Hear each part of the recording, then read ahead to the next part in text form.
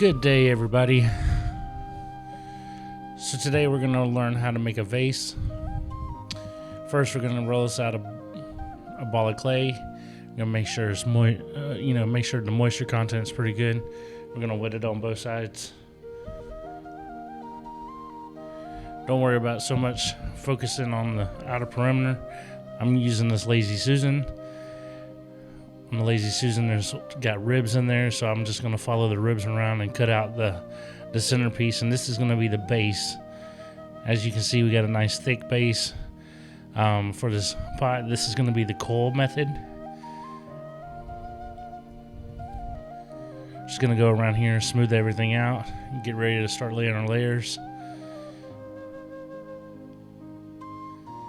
With the coil method, it does seem like it takes a good bit of clay to get everything. You got to keep the clay nice and moist, that way it rolls out pretty decent. I got the video sped up so you're not wasting so much time watching it.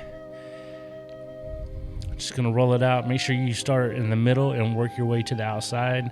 That way you kind of keep your coils pretty even. As you see, my board absorbs a lot of the moisture, so I had to keep the clay wet at all times. Once you think you have enough to go all the way around, basically you're going to pick it up and you're going to set it on top of your base like this. You're going to measure around. Your first layer, you want it to be just inside, and then you don't want the excess there, so you're going to cut at a diagonal. Then we're going to line it up the other side of it and cut it even.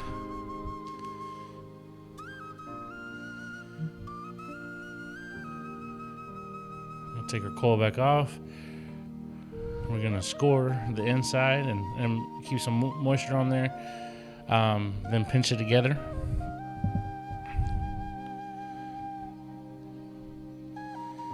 Get a nice good joint right there. Make sure everything's nice and wet, because the wet clay and the moisture, that's what seals everything up pretty good. This has got a little rib tool, so we're just gonna rib the bottom piece, give it some bite. You want to make sure you go two different ways on your rib tool. We're going to do the same thing to the coil.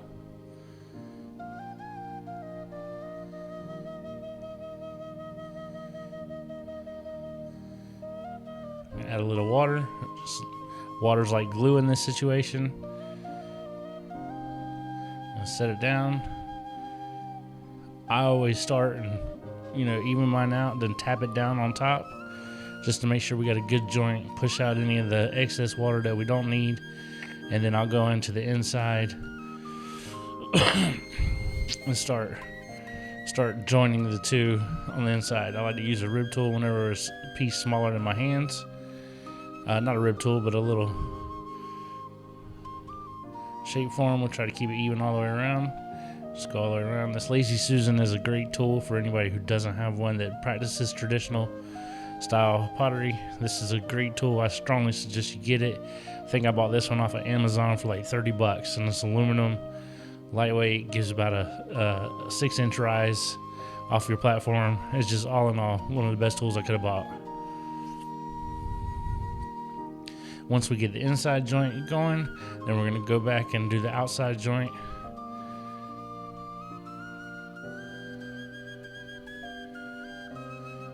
This clay I'm working with, as you can see, it's a little bit of orange color. The orange color generally signifies that there's a lot of iron in that soil. Some of that Carolina clay.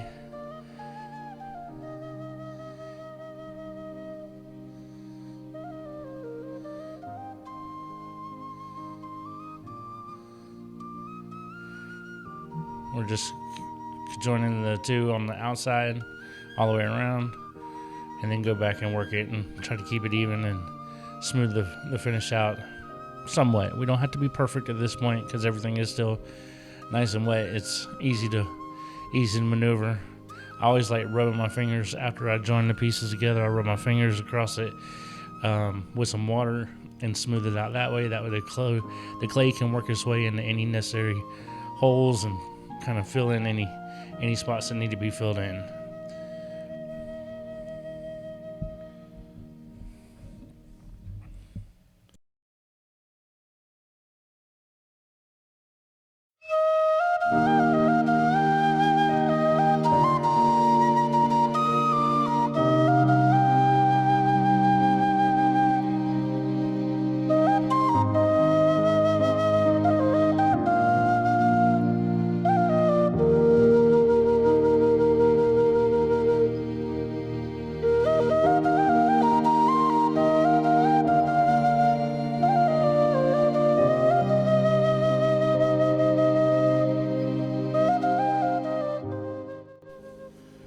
Now we're just adding our second coil.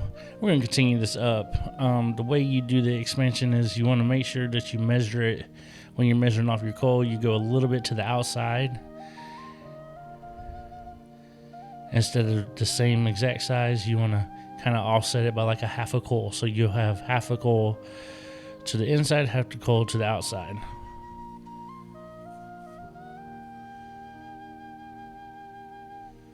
Make sure you always add the water, that way you get a good joint. As you can see, we're starting to get this through there. I'm just joining two together, pushing down on both the inside and out, and making sure everything's even. And we're gonna tap. Make sure you got a good connection.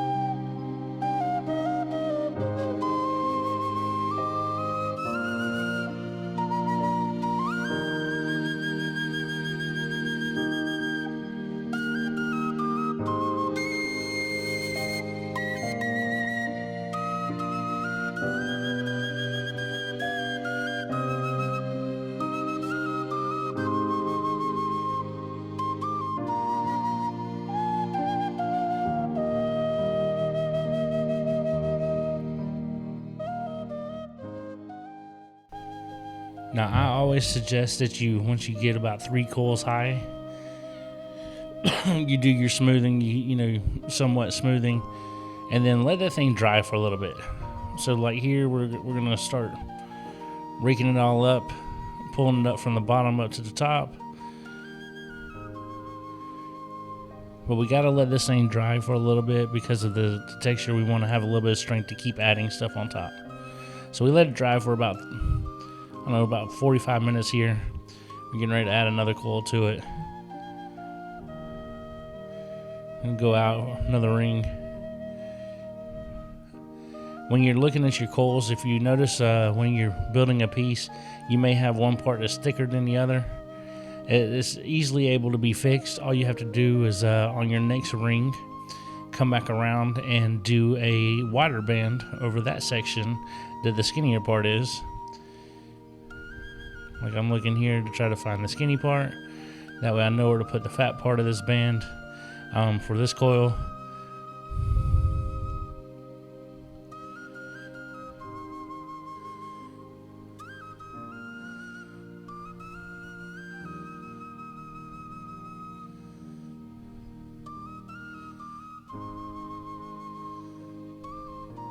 Always make sure you tap the top to get a good joint. Keep it nice and moist, the part that you're working on, but not too wet.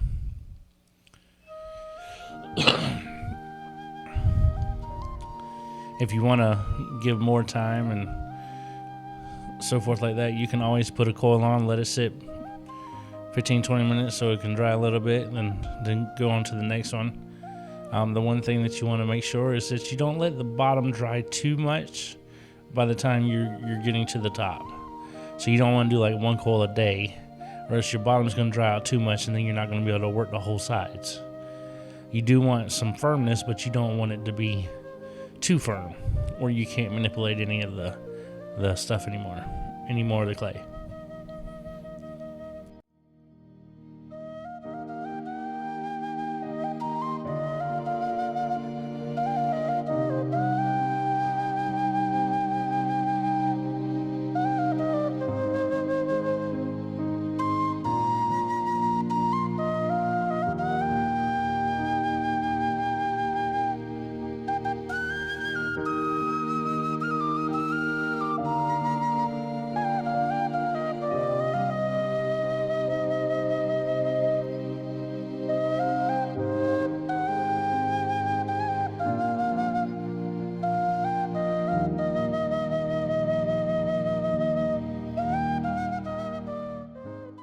So what I'm doing with my fingers here is I'm pushing down off of the rim at the top, pushing down until it covers over the side, and then I'm lifting back up with my pointer finger to make sure that the in between the 2 coils is nice and filled, and then squeezing a little slight pressure to kind of make sure that everything is joined together well. So it's kind of like a push down, lift up kind of motion with your fingers. Just one of those things you just practice and you start feeling it, and you'll feel it more and more.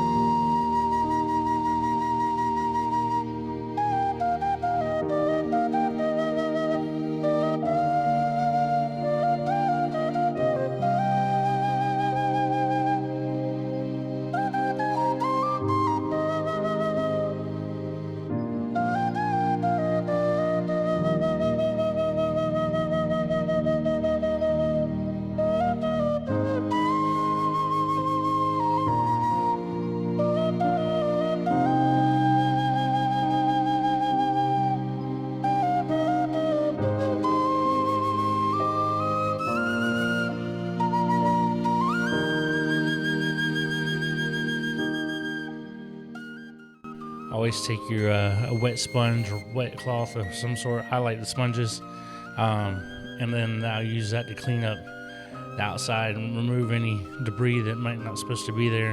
You can also do the same thing on the inside, and you can also, if you happen to have too much water on the inside, you can stick your sponge in there to absorb that water.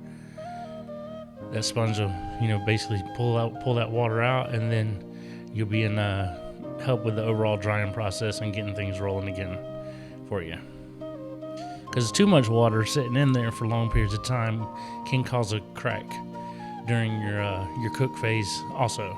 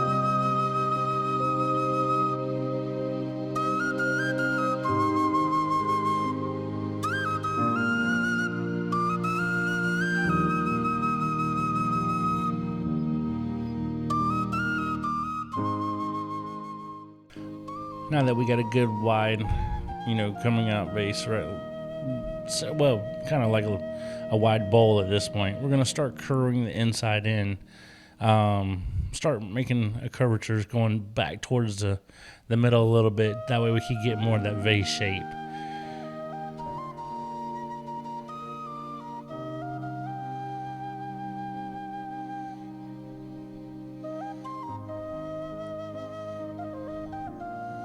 I generally like to do one run. Whenever I get to the width that I like to do one run of the same width before I start shrinking down. And the reason that is that way whenever you're doing your final touches, you have a nice little roll effect going on instead of just having a more of a stiff angle. You can have a roll effect for your vase. Now this is traditional style, old school style pottery. Obviously you can get straighter and keep a better curvature and stuff like that using a pottery wheel, but this is old school style with using the old coil method, and it's a little bit more work, a little bit harder to keep everything even.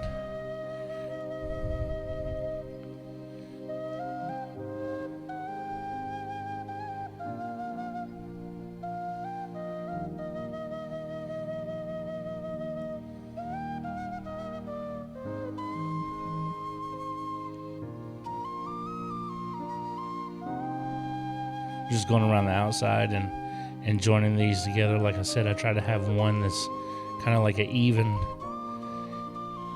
point. That way when you go to do your finalizing for shaping and stuff like that, you're able to get that rounded effect versus a sharp angle coming back in.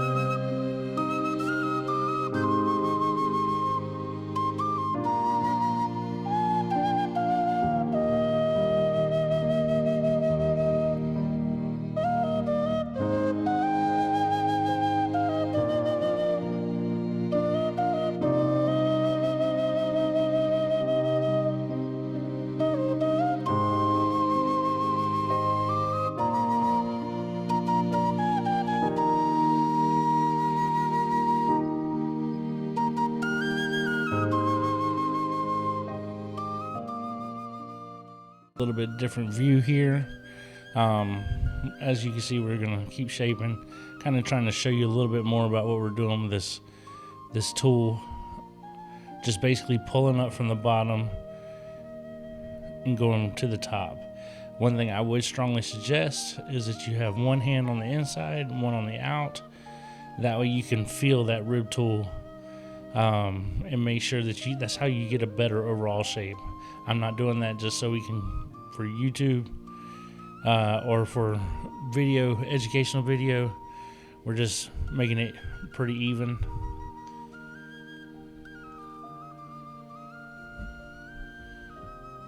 Just wanted to show you the full procedures as far as coiling and so forth. As you see, we're starting to come in a little bit.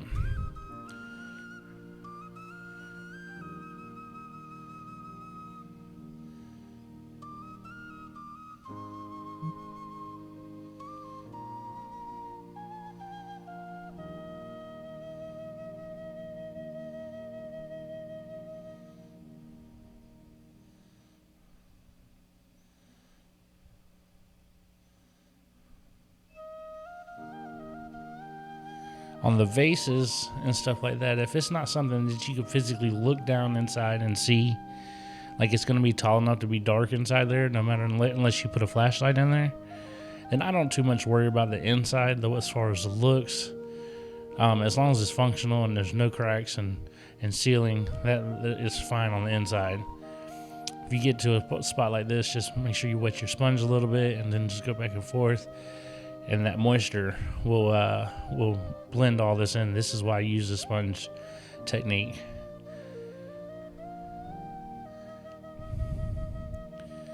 It's not really any kind of pressure. It's just sliding the sponge back and forth, and then it blends all that spot in. All right, so we let it dry for a little bit. We come back to this. We're gonna put another coil on top to kind of give us our inside shaping.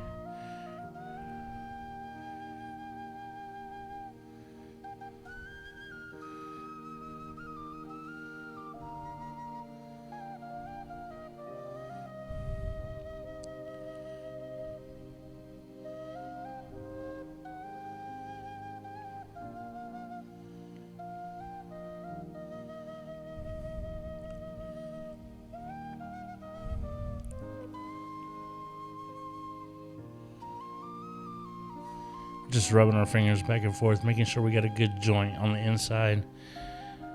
Prevent anything from being able to bust through or anything like that. We want some strength. This is a nice thick vase.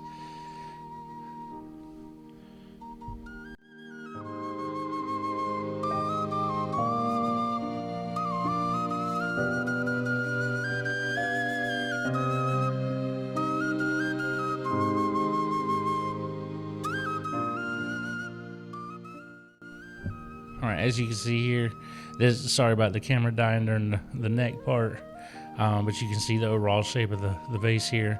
This is, once it's dried enough, you start sanding. This is where you get your true shaping. Just taking hand sandpaper. I'm actually using it for a hand sander and just doing it by hand.